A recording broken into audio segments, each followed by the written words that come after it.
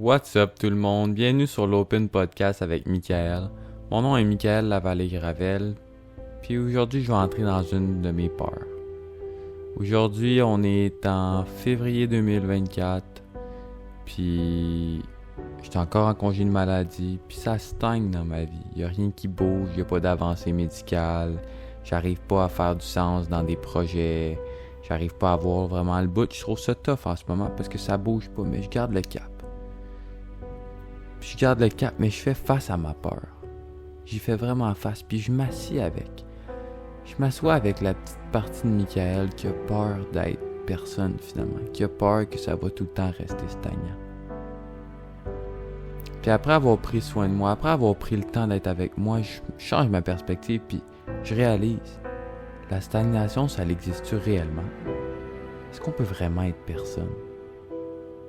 Non, tout passe, tout vient, tout bouge. Mais c'est quoi avancer, puis c'est quoi réussir, puis c'est ça que j'ai remis en question.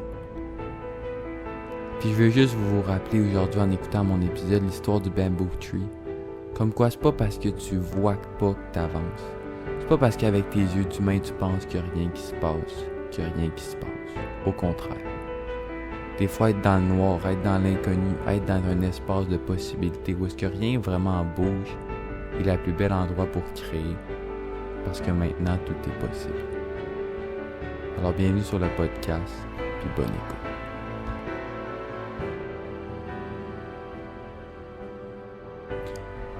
En ce moment, dans mon congé de maladie, je vis pas une vie que moi, je pensais qu'elle allait être normale. Je vis pas de quoi que je m'attendais à vivre, puis ça a un peu fait un breakpoint dans la manière que je pensais vivre ma vie. Je pense que les humains, on est habitués à vivre notre vie d'une progression linéaire. Qu'est-ce que je veux dire par là, c'est qu'on va y aller classique. Alors, tu vas à l'école, tu vas à la garderie, après ça, tu vas au primaire, secondaire, cégep, whatever, université, si tu as encore de l'intérêt. Après ça, tu trouves un métier, tu trouves une blonde, tu commences par un condo, un appartement, whatever. Ensuite, tu as un peu plus d'argent, tu penses peut-être à avoir des enfants, je sais pas. Tu t'en vas habiter dans une maison, tu fais un peu de voyage, là, tu as ton premier enfant, ton deuxième enfant, puis là, tu travailles du 9 à 5. Tu travailles. Pourquoi? Pour avoir ta retraite plus tard. Bref, c'est tout le temps une progression linéaire qui finit par la mort de ce mythe souple. Et puis, de manière très très banale, hein, que je l'ai dit, je dis pas que tout le monde aspire à ça, au contraire. Mais on a tendance à voir la vie d'une manière plutôt linéaire, où est-ce qu'on a des objectifs, où est-ce qu'on se met une pensée, où est-ce qu'on croit que les choses vont arriver dans un certain ordre comme ça. Pourquoi? Parce que notre cerveau, il est fait pour prédire, afin de nous protéger, afin qu'on se sente en sécurité, en contrôle de ce qui se passe. Ce qui est complètement stupide parce que la nature de la vie, c'est l'incertitude. Puis nous, on essaie d'être certain sur tout ce qui se passe.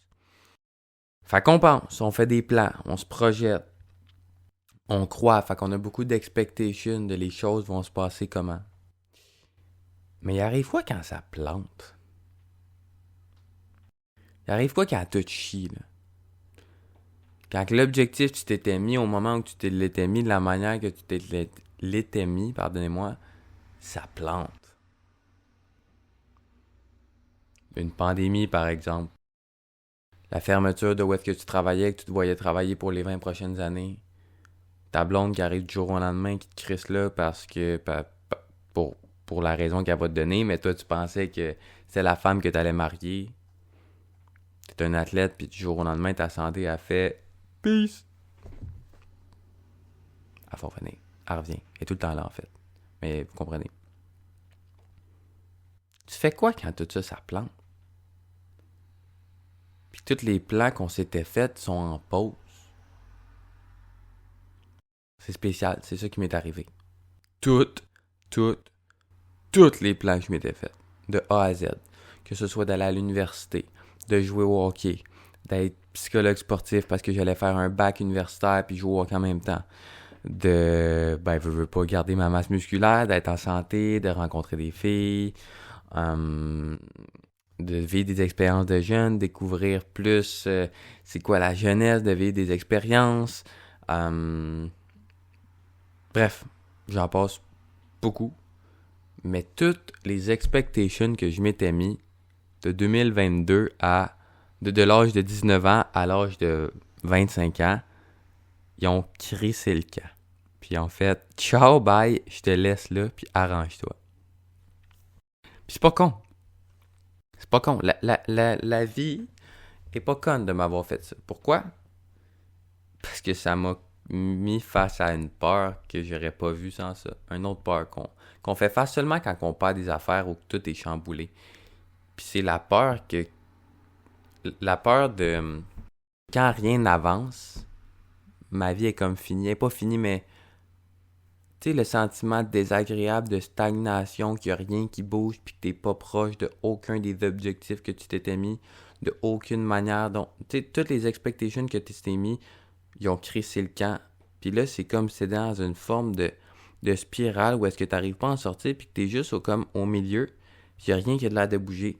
Ta santé bouge pas, t'es dans un congé de maladie, puis il n'y a rien qui avance, les projets sont plus durs à avoir, peu importe c'est quoi, tu pensais que ta blonde c'était juste une pause, mais finalement la pause se transforme en rupture, une petite poursuite de quoi de niaiseux qui t'est arrivé, je sais pas, puis les procédures judiciaires continuent, puis ça continue, puis ça continue. La crise de pandémie qui arrête pas, qui arrête pas, puis qui arrête juste plus. Qu'est-ce que tu fais quand tout ça continue, puis que tout te plante? Ben, honnêtement, tu sais, parce qu'on vit dans un monde de mouvement, dans un monde de, surtout en Occident, dans un monde de performance où tout est en constant mouvement. Où qu'on devrait savoir à partir de l'âge de 7 ans qu'est-ce qu'on va faire dans la vie, puis demain, c'est quoi tes plans.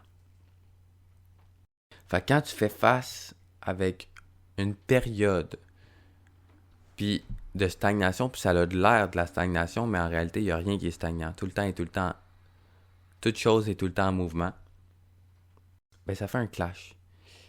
Puis moi, ben, tu sais, les phrases qui revenaient, c'était en boucle, ou tu sais, qui peuvent être inconscientes, c'est « Ah, si je fais rien, j'arrive pas à me faire des buts, j'avance pas, en ce moment, je fais nulle part, je fais fuck all, Chris, rien change, c'est quoi qui se passe? » Tu sais, fait que sans mettre nécessairement tout le temps des mots, la panique de pas avoir le mouvement que j'étais habitué d'avoir. Au hockey, de passer de Pee-Wee à Bam-Tam, à Midget, à Junior, à Universitaire, à Pro. Ben là, c'était Junior. À plus de hockey, man. Better figure it out. Qu'est-ce que tu fais, là? Ben, je me suis assis avec cette part-là. Dans le noir. Une activité des plus passionnantes. Mais des plus enrichissantes. Puis c'est là que j'ai découvert que toute la pression qu'on se mettait sur le faire. Toute la pression qu'on se met sur avancer dans la vie. S'en aller vers quelque part, réussir. Mais c'est quoi la réussite? Puis c'est quoi le succès? Puis c'est ça que j'ai dû redéfinir pour moi. Puis j'ai été chanceux par un concours de circonstances. J'ai été accepté dans le Mastermind programme de Peter Crown qui m'a vraiment aidé à aller profondément dans l'esprit, dans la spiritualité, dans la compréhension de ce qui se passe, dans l'acceptation de ce qui est.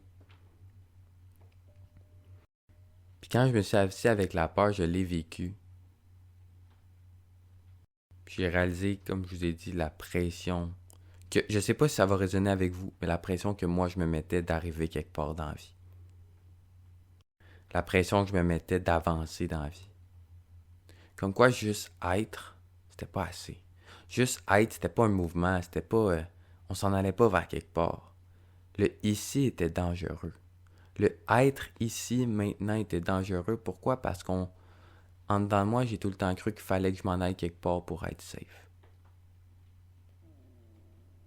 Il fallait que j'aie des plans, des buts, des objectifs à atteindre tout le temps.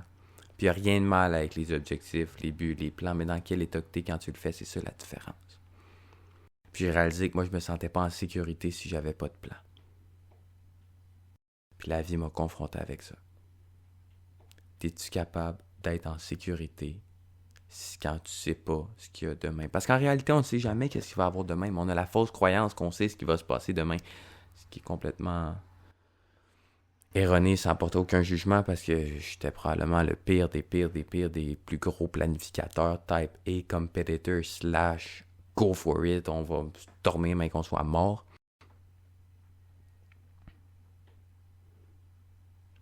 Puis dans cette peur-là, ben, je me suis pris.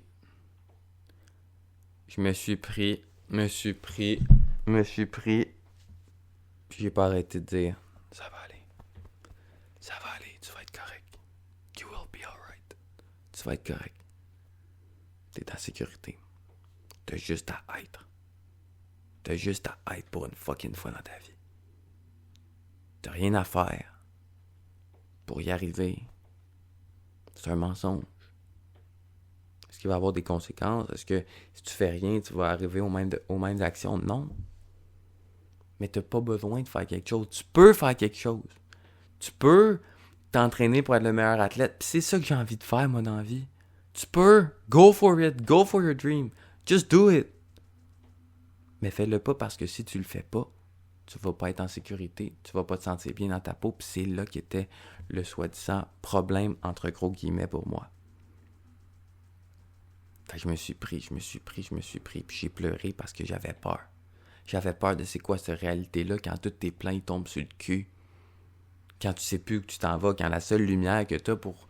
T'es dans la nuit, pis t'as une seule lampe de torche, elle te lâche, puis tu vois juste plus. Puis là, tu te fies sur ta petite lampe frontale, mais ta lampe frontale te permet de voir ici 1 mètre plus loin. Trust. Faith. La foi que ça va être correct.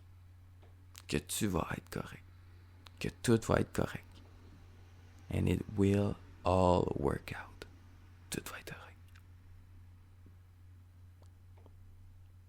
Puis ensuite, en réfléchissant, puis en écoutant du monde, Peter Crown, Charlotte Hoffman, Christian Amerty, Alan Watts,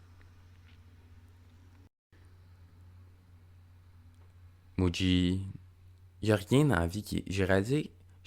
Ils m'ont fait réaliser que il n'y a rien qui est stagnant dans la vie, rien. Tout est en continuel mouvement, mais on n'a pas la perspective de vue pour le voir toujours. Je donne un exemple, par exemple, le bamboo tree, je crois que j'en ai déjà parlé, le bamboo tree qui est un arbre qu'il faut que tu sèmes, que tu germes, que tu sèmes la graine pendant 5 ans. 5 ans sans voir le fucking bamboo tree grossir de 1 pouce. Mais à la 5e année, il prend 80 mètres en 1 année. Est-ce que tu peux dire que c'est rien passé pendant 5 ans? Non. Fait que la stagnation n'existe pas. C'est juste un concept mental qu'on a quand on sent qu'on bouge pas. Mais il n'y a rien qui est stagne. Tout vient, tout part, tout bouge, tout est en continuel mouvement. Qu'on le veuille ou non, qu'on le voit ou non. C'est là que je me suis permis de me prendre aussi, puis d'accepter que je pouvais juste être. Que la vie me donnait l'opportunité d'être, puis de réaliser qu'on peut être. La peur que rien n'avance est erronée. Parce que même quand on fait rien, il y a tout le temps quelque chose qui avance. C'est le temps. Le temps, lui, il bouge tout le temps. Puis avec le temps, il y a tout le temps une transformation qui se fait en nous. Notre corps régénère des cellules. Il y a 1 million de je sais pas 1 million, c'est une expression. Mais il y a 1 million de procédés qui se passent dans ton corps à chaque seconde. Tout est en perpétuel changement. Puis les temps qu'on appelle de stagnation, des fois, c'est les meilleurs temps pour réfléchir, pour prendre des prises de conscience, pour croître, pour se poser les questions. Qu'est-ce qu'on veut vraiment? Qu'est-ce qu'on veut plus?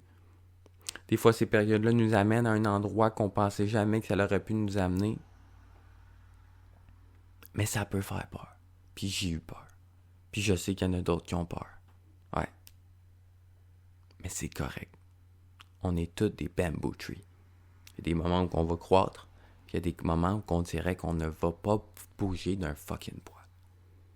Mais ça fait partie de la journée. Ça fait partie de la journée. Puis je vous invite là-dedans à parce que Que ce soit une peur qui est exactement comme je l'ai dit, fait que la peur que rien n'avance, la peur qu'on s'en va pas vers nos buts, la peur de juste être, la peur de pas faire, la peur qu'on va pas y arriver, la peur qu'on est personne si on n'est pas dans le constant mouvement, ça peut faire peur. Mais je vous invite à vous pogner, man. Vous serrez fucking fort. Puis vous dire que tout va être correct. Puis au moment où je parle, j'en ai aucune idée. Je le sais pas. Je ne sais pas si demain on va manger normalement. Je ne sais pas si je vais être capable de jouer au hockey professionnel. Je ne sais pas si ma santé va revenir complètement. Je ne sais pas où je vais être dans 6 mois. Je le sais juste pas. Mais ce qui est fucking nice, c'est que je peux vivre comme si je savais que ça allait être correct. Que tout va être correct. Que je peux juste être safe, ok, en sécurité. And it will all work out.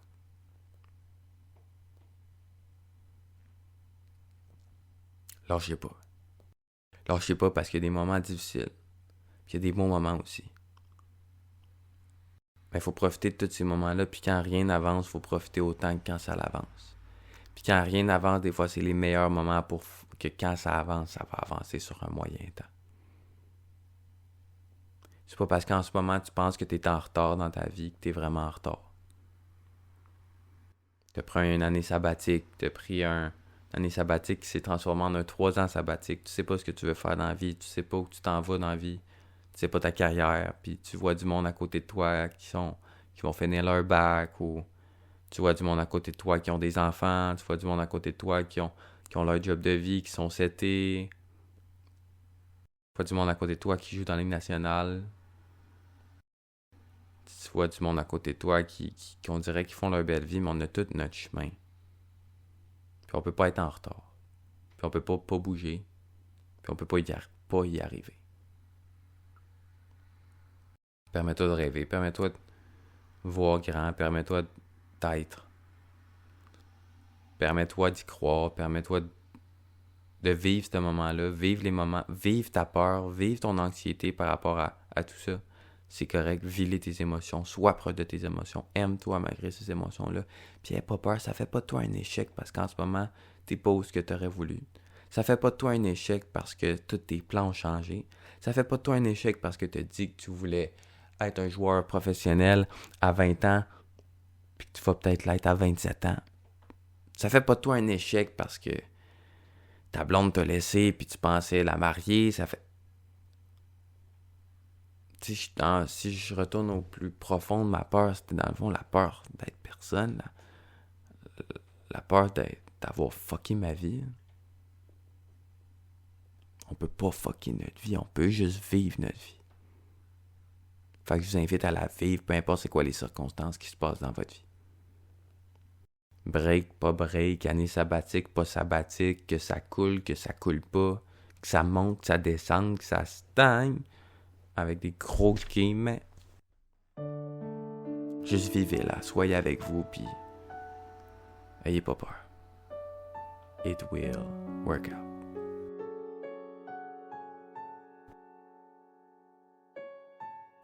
Merci. Merci.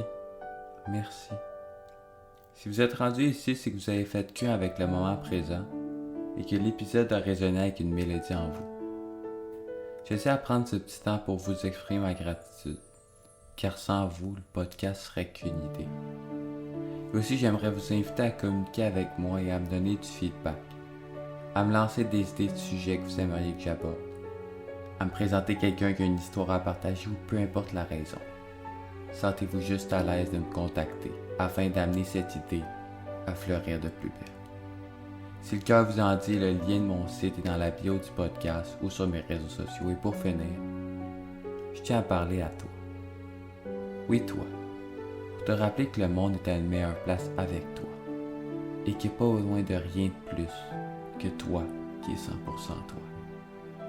Let that sink in. Merci. Et que la paix et l'amour soient avec vous.